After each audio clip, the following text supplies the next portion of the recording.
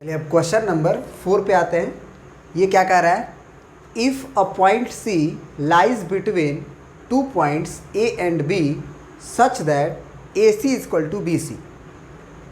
मतलब ये जो सी पॉइंट है, ए और बी दो पॉइंट के बीच में कुछ इस तरह से है, कुछ इस तरह से है। बीच में तो कहीं भी हो सकता है ना, हम बताए थे ना अभी कि अगर आपके एक पॉइंट मान लीजिए ए दिया हुआ है और एक बी पॉइंट दिया हुआ है, तो इस पॉइंट को ज्वाइन करने वाला जो लाइन होगा इसके बीच में सी कहीं भी हो सकता है। लेकिन बिटवीन का मतलब, इन बिटवीन का मतलब सी कहीं भी हो सकता है। लेकिन अब देखो क्वेश्चन चेंज हो गया है, कह रहा है सच दैट कि ए सी का लेंथ बी सी के बराबर है। माने ए से सी पे जाओगे और सी से बी पे जाओगे तो बराबर है। तो ज़रा सोचो कि ठीक बीच में होगा तभी ना ऐसा होगा, ठीक बीच में होगा तभी ना होगा। ए से सी का लेंथ और सी से बी का लेंथ बराबर होगा। तो ये दिया हुआ है कि सच दैट ए सी बराबर B C, then proof that A C is equal to, जो ए सी का लेंथ होगा वो हाफ ऑफ ए बी होगा, ए बी का आधा होगा। ये बात प्रूफ करिए। आसान है प्रूफ करना। देखो एक्सप्लेन ड्राइंग द फिगर, हमने फिगर को ड्रॉ कर दिया, एक्सप्लेन कर रहे हैं आप। आसान है, साफ रूप से तुम भी कर सकते हो। हम क्या लिखेंगे सॉल्यूशन में कि since A B coincide with A C का जो ए सी, हाँ ए बी जो है वो coincide with A C plus C B. This imply हम कह सकते हैं कि अगर कोइंसाइड करता है तो यूक्लिड साहब का चौथा जो एक्सियम था कि अगर कोई चीज़ किसी के कोइंसाइड है तो वो दूसरे के बराबर होता है, उस हिसाब से हम ए बी को लिख सकते हैं ए सी प्लस सी बी। लिखना चाहते हो तो लिख दो, नहीं तो नहीं भी लिखोगे तो वो कोई दिक्कत नहीं है। बाई यूक्लिड्स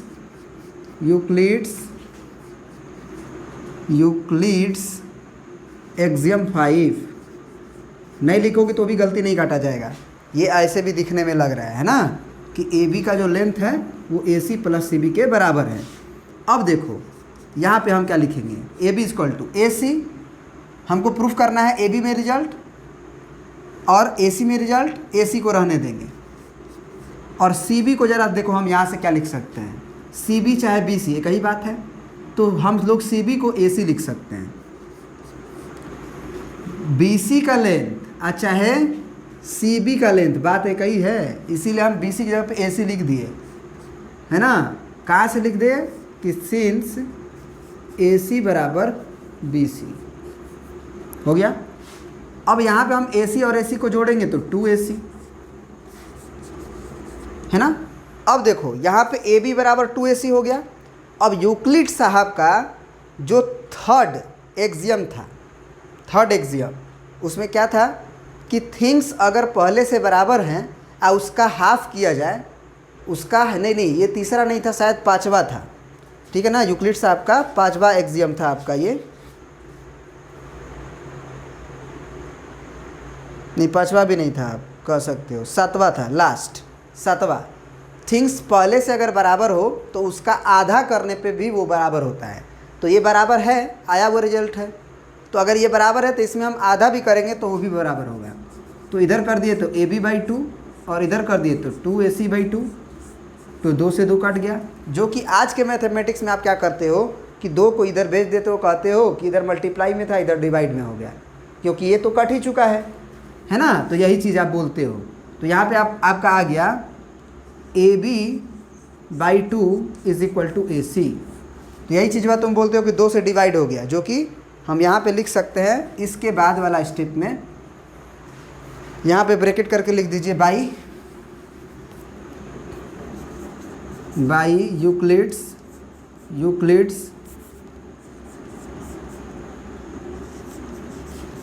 एक्सियम 7, ठीक है ना। तो यहाँ से क्या आ गया हमारा, ए सी बराबर हाफ ऑफ ए बी, है ना। बाई 2 को हम लोग हाफ इंटू ए बी लिख सकते हैं, और यही हमको प्रूफ करना था। प्रूफ्ड हो गया आपका।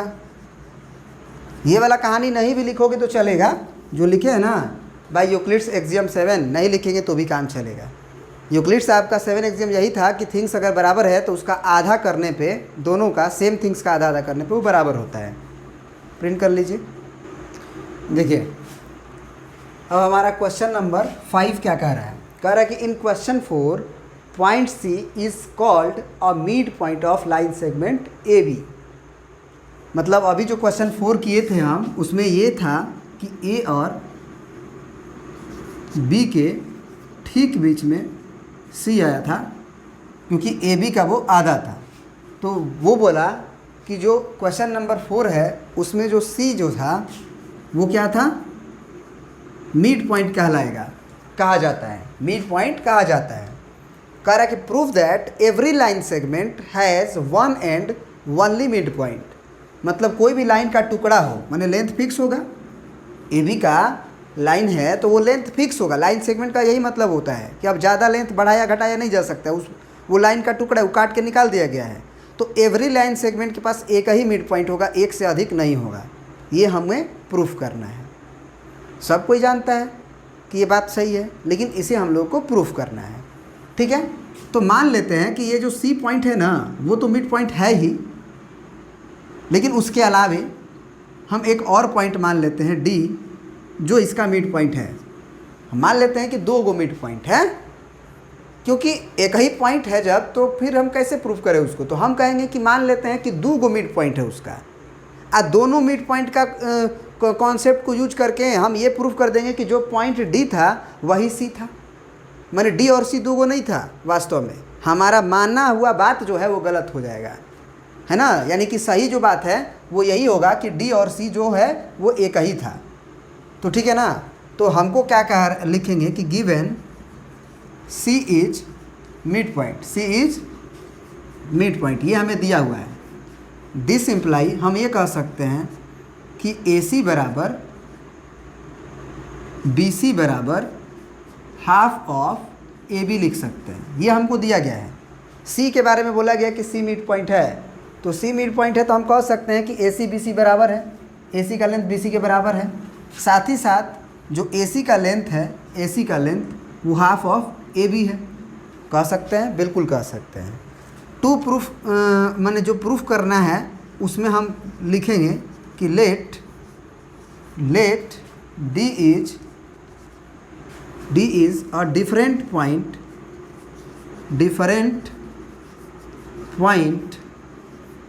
which different point from C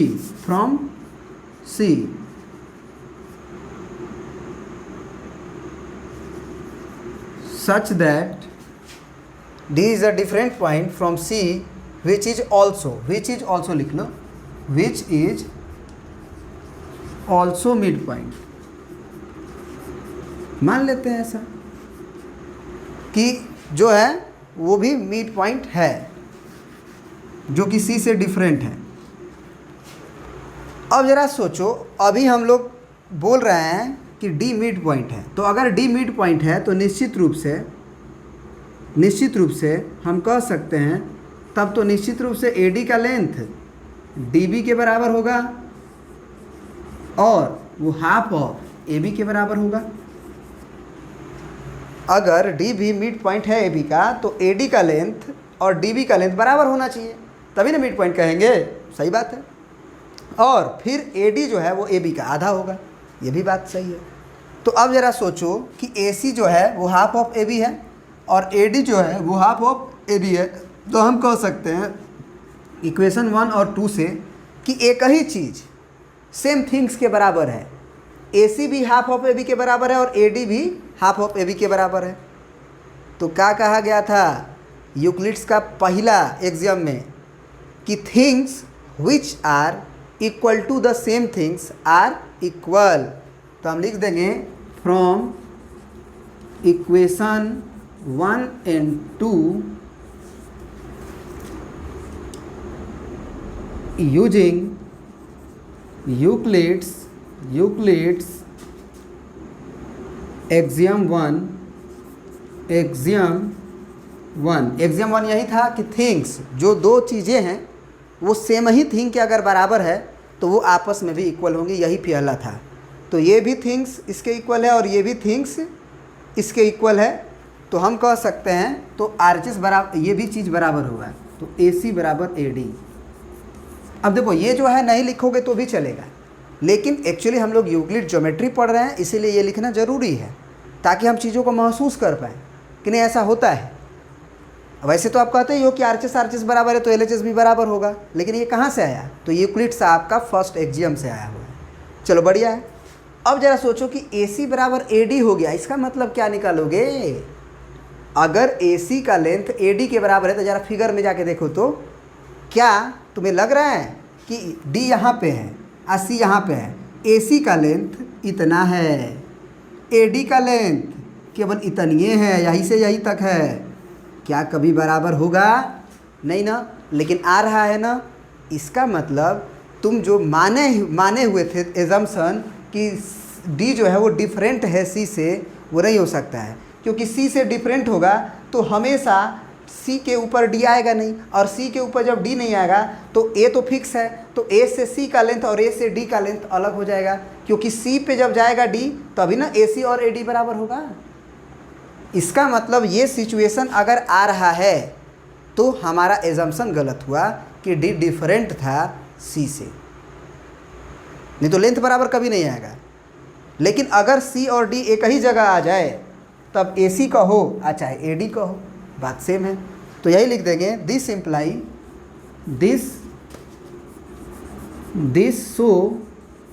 this show my supposition, माना हुआ बात, सपोजिशन इज रॉन्ग,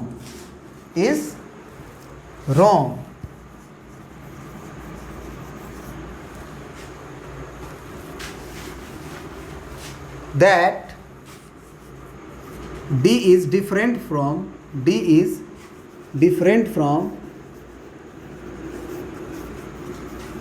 C। हम यही माने थे कि D जो है वो C से डिफरेंट है, तो ये रॉन्ग हो गया। देन क्या लिख देंगे? देन के बाद then D coincide with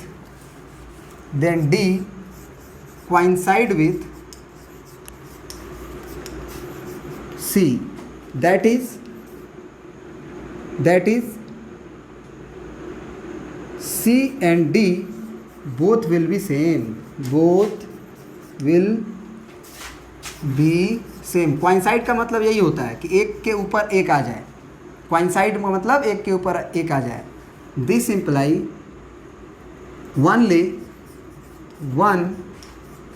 only one midpoint of a line segment,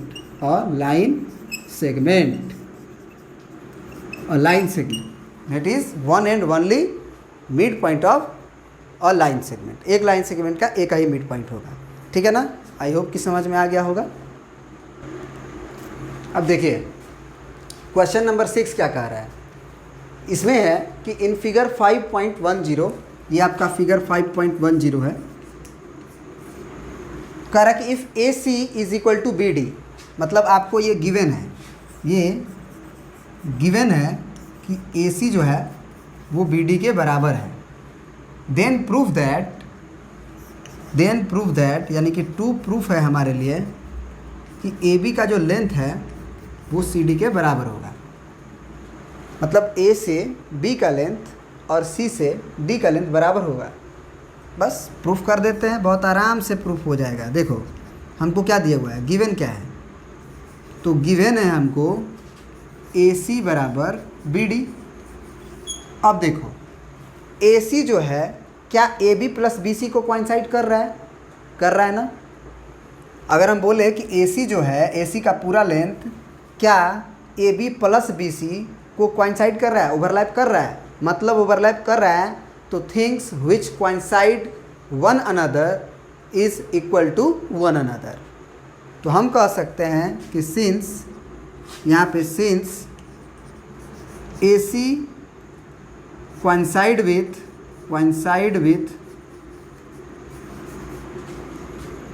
AB plus BC and BD coincide with, देखो ध्यान से, BD किसको कोइंसाइड कर रहा है, फिगर में जाके BD किसको कोइंसाइड कर रहा है, BC और CD को।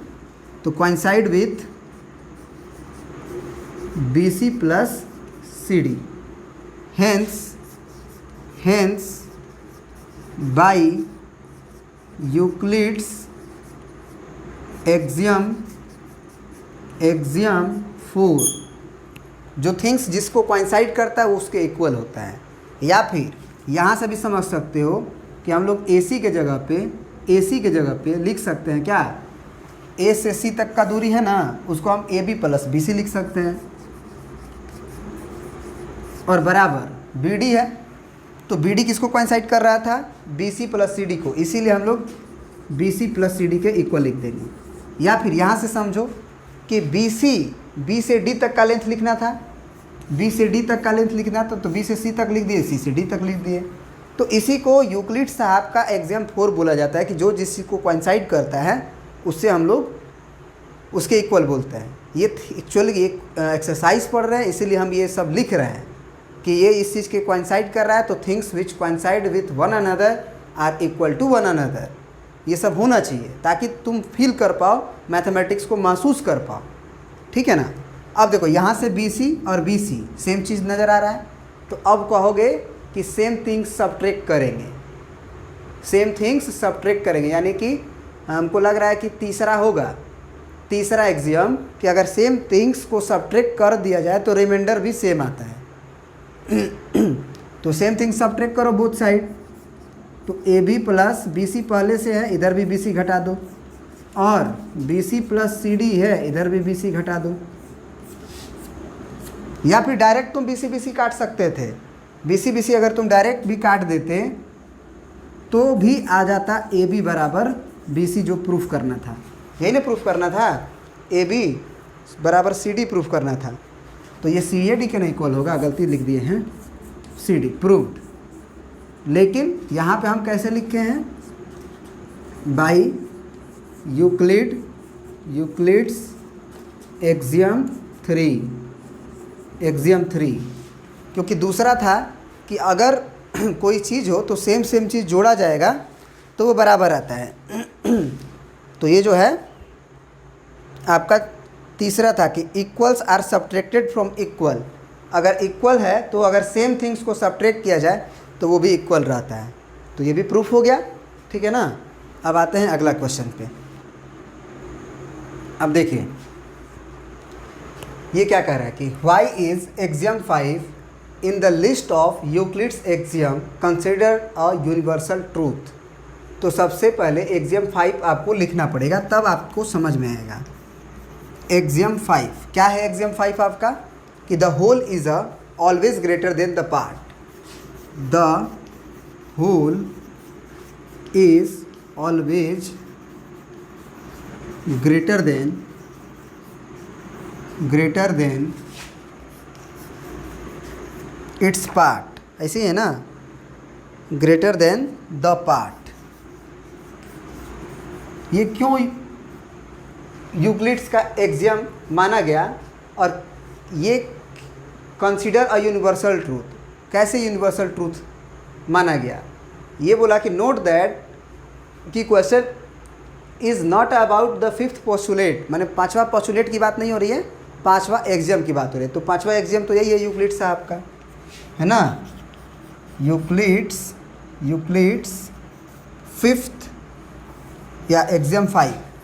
तो देखो सोचो ज़रा कि कोई भी एक होल है, एक एप्पल ही है तुम्हारा, तो अगर उसका कोई हिस्सा लिया जाए तो उससे बड़ा होगा ही।